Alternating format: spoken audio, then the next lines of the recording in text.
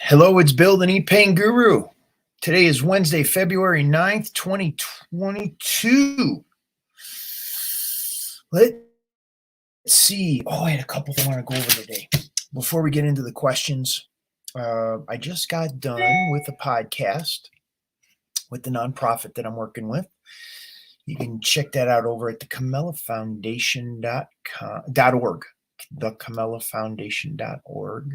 Let me see if I can get that up here. CamellaFoundation.org. It's called the Pain Education Podcast.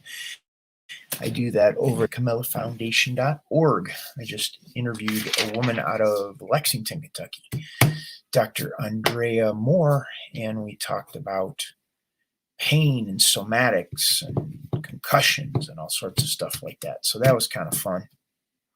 And then I popped on over here to do my daily deal here. Wait, let's see. I want to switch that. And hide that one. Okay. So we're over here. Today we're talking about knee pain here. We are at can I be awake during ACL surgery? So we're going to address that question in just a moment. But I wanted to share a couple of stories that I've had over the past 24 hours with people who are looking for help and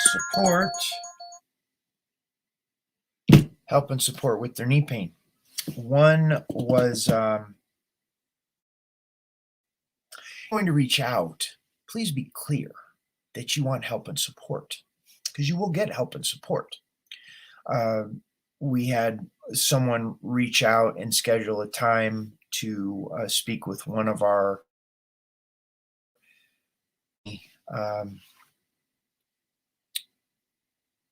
they called the 800 number. They spoke with a friendly team member, and we were getting them help. And then all of a sudden, they had different reasons for why they didn't want help, which is fine. Like, it's okay. If you don't want help with your knees, it's great. You want to go to conventional medical doctor, that's great. Massage therapist, that's great. There's no pressure on our end. We're here to help. I know it's been 23 years since I blew, so I know what I offer here with my programs works. So there's no question in my mind about it. It's getting you to a place where you understand what we bring to the table. And that's what I do here, to kind of get you thinking in a different direction. Because most of the time, people, when you're going to the conventional medical model, you're looking at drugs, shots, surgery, painful physical therapy. And that's what they have to offer. And they need to fit you inside of that box in order for them to be able to help you. And many times, what you're dealing with regarding your knees does not fit in that box. That's why so many people find themselves in pain again, or they're justifying the level of pain that they're in, or why they can't get the range of motion in their knee, or whatever the case is. And it's just a very different mentality of what we're talking about here at the Knee Pain Guru in the Knee Club program, that is very different than you're going to hear anywhere else. And we're here to answer questions. So if you do have questions, type those in the comments section. If you're watching the replay and you have questions, type those in the comments section, because we use those on for future videos. And it's addressing your questions in a way to shift your mindset to see that the solution for what you're dealing with your knees may not be down in a doctor's office or physical therapy. And I'm not faulting them. I'm just saying that there's limitations for what they're able to bring to the table. And when you ask those questions, you begin to make a distinction and understand what the doctors are really awesome for, and then what they're not. And that's where we step in and are able to help you there. So that's one thing in terms of reaching out. The second is, I had a close friend of mine. Her daughter's 13, very much a potential for a college scholarship in sports. And she injured her knee in December and went for an MRI and a radiology report and all of that, and went in to see their doctor. This was just yesterday. They went in to see the doctor, had the MRI. The doctor walked in. The 13-year-old is sitting there in shorts so the doctor can see both knees. And he went and said, well, this knee does look a little swollen. Looks like the ACL is torn. The anterior cruciate ligament and the meniscus is torn based on the MRI reports. And my friend and her daughter looked at each other and then looked at the doctor and said, it's the wrong knee. So it's important to understand that doctors do not know everything.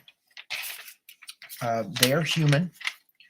They know what they know, and they don't necessarily know what they don't know. Meaning that there is sources of pain that are not going to be addressed by drugs, shots, surgery, or physical therapy. And who we are as humans is much greater than what I believe the medical model has to address. So, with that being said, we're going to go into the questions here regarding, can I be awake during ACL surgery? So the question here is from Conor. I have keyhole surgery on the 16th of February, so that is next week, for my ACL. I was wondering if there's a chance I could be awake for the surgery, as I don't like the thought of being put asleep. I believe I've only torn my ACL a bit. It's been 4 years since my injury. And it's a great question. When I went for I had the same tear, an ACL. I tore my ACL. I actually dislocated my left knee 4 times. The surgery that I had was a reconstruction of that ligament in my left knee. I have a pin in my lower leg, the bone in my lower leg, the tibia, and a pin in the bone of my upper leg, the femur, to recreate the ligament, the anterior cruciate ligament in my left knee. That was the first major surgery I had, the first time I had gone under. And I had concerns about it. However, it turned out fine for me. I was nauseous and vomiting coming out of the anesthesia. But that's to be expected from that. Is the possibility, and this, of course, is a conversation you would have with your doctor, your surgeon, possibly the anesthesiologist as well, because you'll have multiple doctors in on your surgery. You'll have the surgeon that's actually doing the surgery. You'll have an anesthesiologist. The anesthesiologist is the doctor that's actually putting the amount of medicine or prescription drugs to put you under, so you are deep enough that you're not feeling the surgery, and they're calculating your weight, your age, your whether you're male or female, and they're figuring out how much of these drugs you need in your system to make sure you don't wake up, and you wake up after the surgery is over. So there are different options where they can actually block the nerve going down into the leg where you wouldn't feel that, which means you wouldn't have to go under. But that's, once again, there's a chance that you don't want to move during the surgery if you're still conscious while the surgery is happening. This, of course, is something that this is a conversation you would want to have with the anesthesiologist that's doing the surgery for you, or participating in your surgery.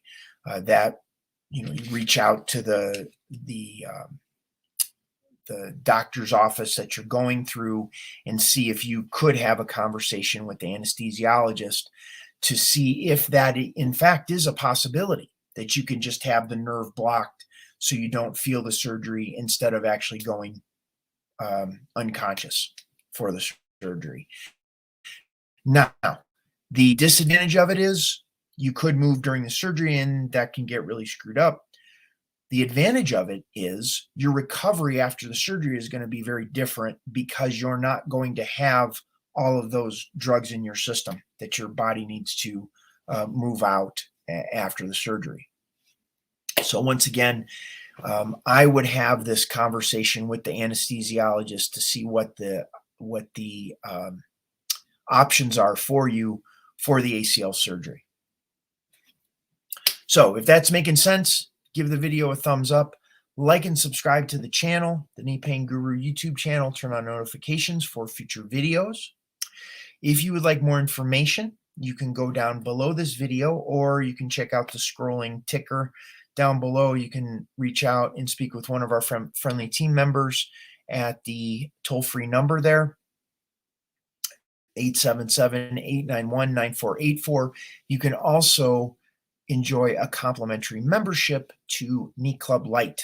Now, Knee Club Lite is a stripped-down version of my group coaching program, Knee Club, where we work on a Zoom call twice per week, once on Mondays, once on Thursdays, and we dig into what's going on with your knee and give you specific videos that'll help reduce the pain, relieve the pain, as well as increase the range of motion in your knee.